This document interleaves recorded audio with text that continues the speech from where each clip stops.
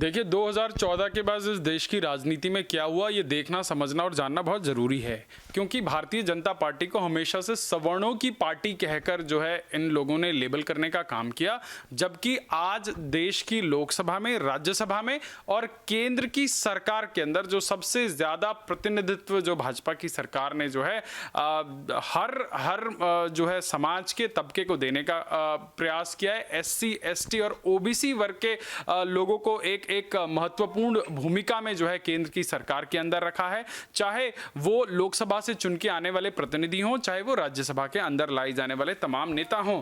तो आज जिन लोगों को जो है आज ब्राह्मण सम्मेलन करने की आवश्यकता क्यों पड़ रही है, सबसे बड़ा सवाल ये है कि यदि भाजपा सवर्णों की पार्टी है, अगर भाजपा के ऊपर यह आरोप लगता है तो ये सपा और बसपा को जो है इस प्रकार के ब्राह्मण सम्मेलन करने की आवश्यकता क्यों है। तो जानना यह जरूरी है कि जो सोशल इंजीनियरिंग है, जो देखिए आज हम विकास की जितनी मर्जी बात कर लें, ये देश की तमाम विपक्षी पार्टियां जो है विकास के एजेंडे पर कभी चुनाव नहीं लड़ेंगी। आज ये लोग जो जन्माष्टमी में जिनकी सरकारें जो है मंदिरों के भंडारों के ऊपर जजिया टैक्स लगाया करती थी, वो लोग आज जो है वहां पर कह रहे हैं कि हमारी सरकार आएगी तो परशुराम जी की इतनी फीट लंबी मूर्ति लगाएंगे। कोई बहन जी कह रही है कि हम इतने 100 फीट ऊंची मूर्ति लगाएंगे। अरे भैया, कोई बहन जी से जाके पूछे कि जब आपकी 5 वर्षों तक सरकार थी, जब आप सुप्रीम कोर्ट के आदेशों को धत्ता बताकर, जब शनिवार रविवार सुप्रीम कोर्ट बंद रहता था, तो आपने हजारों लेबर लगाकर जो है अपने और अपने परिवार वालों की मूर्तियां और वो जो है हाथी खड़े करने के काम किए। आपने जो है लखनऊ से लेकर नोएडा में जो है एक रेगिस्तानी जो है क्रांति फैला दी अपने मूर्तियों के माध्यम से। तब आपको कोई ब्राह्मण शिरोमणि याद नहीं आया। आपकी पार्टी को संचालन करने वाला सतीश चंद्र मिश्रा आज अचानक से कुंभकर्णीय नींद से जाग के उठे हैं और वो आज प्रबुद्ध सम्मेलन करके जो है ब्राह्मणों का रोना रो रहे हैं। तो ये इस प्रकार का दोहरा चरित्र दिखाने की उन लोगों को आवश्यकता पड़ती है जिन लोगों के पास आज देश के अंदर, प्रदेश के अंदर एक विकास का विजन देने की जो है मादा नहीं है, उन लोगों के अंदर क्षमता नहीं है। आप सोचिए, मुझे बहन मायावती का वो शासन याद आता है जब उत्तर प्रदेश के अंदर गहरा सूखा पड़ा था। अगर विजन होता तो 10,000 करोड़ रुपया मूर्तियों में फूकने की जगह बहन मायावती जो है किसानों को जो है राहत का पैकेज दे सकती थी। परंतु इन लोगों को, प्रदेश की जनता को जो है एक जातवाद के नशे में डालना था, तो वो जातवाद की संकीर्ण राजनीति कहीं ना कहीं आज भी जगह ले रही है।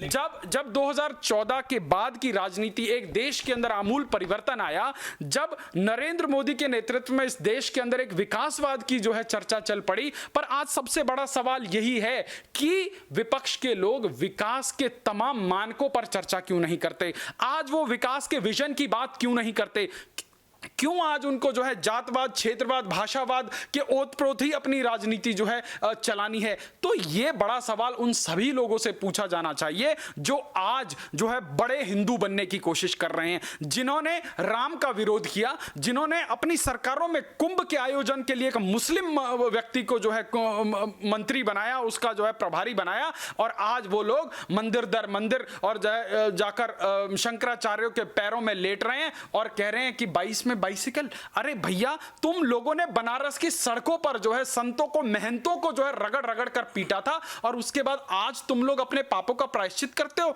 इतने बड़े दोगले लोग हैं। सुबह एक जो है शंकराचार्य के पास जाएंगे, वहां जाकर पापों का प्रायश्चित करने का ड्रामा करेंगे, और शाम को जो है उत्तराखंड के अंदर प्रियन कलीर की जो है मजार पर पहुंच जाएंगे, क्योंकि हिंदू तो बेवकूफ है, उसको तो बड़े आराम से तोड़ा जा सकता है, तोड़ा जा रहा है। ब्राह्मणों के रूप में, क्षत्रियों के रूप में, जो है वैश्यों के रूप में, जो है शूद्रों के रूप में हिंदुओं को विभाजित कर दिया जाएगा, और उसके बाद जो इनका एक बड़ा वोट बैंक बैठा है ना, जो इस देश में दूसरी बहुसंख्यक जाति है, जिसको इस देश में जो है अल्पसंख्यक बोलकर कंधों पर चढ़ा करना चाहा जाता है, वो एक मुश्त इनको वोट करता है। तो आज इस प्रकार की जातवाद की राजनीति हो रही है, और प्रदेश की जनता इसको भली भांति समझ रही है कि ये जो चुनावों के टाइम पे कोर्ट के ऊपर जनेऊ धारण करके जो नकली जनेऊधारी ब्राह्मण बनने का ये जो स्वांग रचने वाले लोग हैं, इनको प्रदेश की जनता जो है बखूबी जवाब देगी। वे जी, 2014 से ब्राह्मण का जो वोट बैंक है भाजपा के लिए वो बड़ा है, परसेंटेज वो बड़ा है, और आज वो 80% वोट बैंक भाजपा के पास है। क्या लगता है कि इस तरीके की जो ये राजनीति कर रहे हैं, भाजपा के वोट बैंक में सेंध लगेगा? देखिए, मैं व्यक्तिगत रूप से कभी भी जातवाद की राजनीति का पैरोकार नहीं हूं, परंतु देश की आजादी से पहले से लेकर आज तक राष्ट्र निर्माण में ब्राह्मण बुद्धिजीवियों ने एक महत्वपूर्ण भूमिका निभाई है। और ये भी ना देखते हुए कि हमें कितना प्रतिनिधित्व मिल रहा है, क्योंकि ब्राह्मण तो इस अपनी प्रजाति से ही जो है राष्ट्र निर्माण में, समाज निर्माण में, जो है संस्कृति के संवर्धन में, संरक्षण में जो है ब्राह्मणों का नाम जो है लिया जाता रहा है और ब्राह्मणों की महती भूमिका रही है। परंतु इस देश के अंदर एक सिलसिलेवार तरीके से, एक साजिशाना तरीके से जो है ब्राह्मणों को किस प्रकार से बदनाम किया गया, चाहे आप फिल्मों के माध्यम से उठा लीजिए, चाहे तमाम राजनीतिक दलों के माध्यम से उठा लीजिए। आप सोचिए, आज एक ये विचार करने का विषय है, बहुजन समाज पार्टी जो ये नारा देती थी कि तिलक तराजू और तलवार, इनको मारो जूते चार, उसको क्या ऐसी मजबूरी आन पड़ी कि उसको कई वर्षों के बाद अपना राजनीतिक एजेंडा बदलना पड़ा और क्या कहना पड़ा कि ब्राह्मण शंख बजाएगा, हाथी चलता जाएगा। आप सोचिए, क्योंकि ब्राह्मण के बगैर उत्तर प्रदेश तो छोड़िए, पूरे देश के अंदर एक राजनीतिक परिकल्पना असंभव सी है, क्योंकि देश के अंदर नीति नियंत्रण निर्माण से लेकर एक विकास की अवधारणा में ब्राह्मणों ने जो है सैकड़ों वर्षों का अगर आप इतिहास खंगाल कर देखेंगे तो आपको निश्चित रूप से एक बहुत ही महत्वपूर्ण भूमिका दिखाई देगी। परंतु ब्राह्मणों ने कभी एक ऐसा आंदोलन नहीं किया कि जी हमें तो ऐसा चाहिए। आप देश के अंदर देखिए,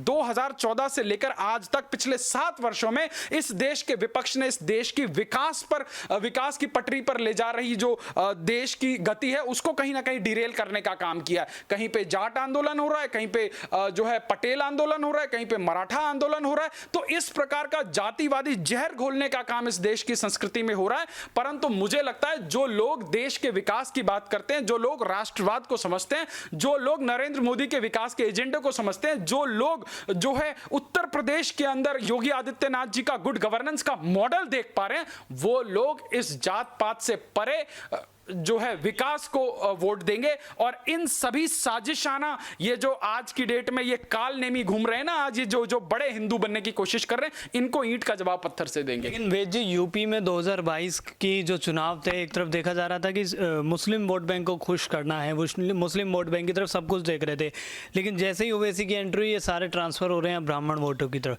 क्या ये दोहरी राजनीति कर रहे हैं? देखिए, आज की डेट में 19 से 20% मुस्लिम वोटर है उत्तर प्रदेश के अंदर, और जो दूसरा निर्णायक वोटर है वो ब्राह्मण है। 14 से 15% ब्राह्मण वोटर है। अब क्या है कि जो मुस्लिम वोटर है उसका तो सबको पता है, देश के अंदर सबको पता है कि उनके अंदर खाने सेटिंग होती है और उनके बड़े बड़े ठेकेदार हैं। वो ठेकेदार जिस तरफ जो है पोलराइज करना चाहते हैं वो उस तरफ जाते हैं। अब एक नया ठेकेदार आया है ओवैसी के रूप में। अब आपने देखा बिहार के चुनाव में उसने किस प्रकार का पोलराइजेशन किया। तो जो और छोटे मोटे ठेकेदार हैं, क्योंकि सबसे पुराना जो मुसलमानों का ठेकेदार है वो कांग्रेस है, उसके बाद सपा बसपा जो है क्षेत्रीय ठेकेदार हैं, ओवैसी नया ठेकेदार है। अभी दिल्ली का जो है दिल्ली का मुगलिया सल्तनत है केजरीवाल, उसका अमानतुल्लाह खान भी एक नया ठेकेदार है। तो इतने सारे ठेकेदार हो गए, तो ये जो राजनीतिक जो है विरासतें संभाले हुए लोग हैं, चाहे बसपा हो चाहे सपा हो, तो इनको ये डर लग रहा है कि इस 19% 20% वाले हिस्से में हमारे कटोरे में कितना आएगा। तो अब ये देख रहे हैं कि कहां से माल बटोरा जा सकता है। तो ब्राह्मणों को खुश करने के लिए आपको याद होगा कि मायावती की पार्टी ने जो है पिछले चुनावों में एक नई चीज थी कि ब्राह्मण पूजन कार्यक्रम, मतलब ब्राह्मणों के पैर पूजने का कार्यक्रम। आप सोचिए, जिन ब्राह्मणों को ये कुछ वर्ष पहले जूता चार मारने की राजनीति करती थी, आज उसी ब्राह्मण को जो है पैर पूजने के, ये लोग वोट के लिए ये लोग आतंकवादियों को भी अपना माई बाप बना लेंगे। आप देखिए, इस देश के अंदर रोहिंग्याओं के लिए किसके सीने में दूध उतरता है? केजरीवाल के लिए। बांग्लादेशी घुसपैठियों के लिए किसकी ममता जागती है? ममता बनर्जी की। तो ये लोग वोट के चक्कर में ये विदेशी घुसपैठियों को भी अपना माई बाप बना लेंगे। पर देश के अंदर जो राष्ट्रवादी सोच रखने वाले लोग हैं, आप जाके अखिलेश यादव से पूछिए एक बार कि भैया आपका विजन क्या है? बाइसाइकिल 22 में कैसे आएगी? आप देश के युवाओं को क्या देंगे? आपने जो है पिछली सरकार में आपने जो है वो आधे अधूरे लैपटॉप देने का काम किया, जिसकी भुगतान आपने जो है जिस एजेंसी से लिया आपने उसको नहीं दिया। और उसके बाद क्या हुआ, कितने लोगों को मिला, क्या हुआ, वो पूरा देश जानता है। एक आपके पूरे 5 साल की अगर मैं बात करूं, उन्होंने क्या काम किया? एक आगरा से जो है लखनऊ तक का एक्सप्रेसवे बनाया, जो 5,000 करोड़ में बनना था वो जो है 10,000 करोड़ से अधिक लागत में बना, और तमाम जो है सपा के लोगों ने उसमें जो है ठेकेदारी करके करोड़ों रुपए कमाया। और उसके बाद मुख्यमंत्री साहब ने तो छोड़ते वक्त टोंटियां तक नहीं छोड़ी, और आज सारी दुनिया उनको टोंटी भैया के नाम से जानती है। तो ये जब तक लोग जो है इनको जवाबदेह नहीं बनाएंगे, जब तक विकास के पैमाने पर बात नहीं होगी, तब तक प्रदेश की जनता को इसी प्रकार से जातवाद की राजनीति में रौंदा जाएगा, प्रदेश की जनता को फुटबॉल बनाया जाएगा।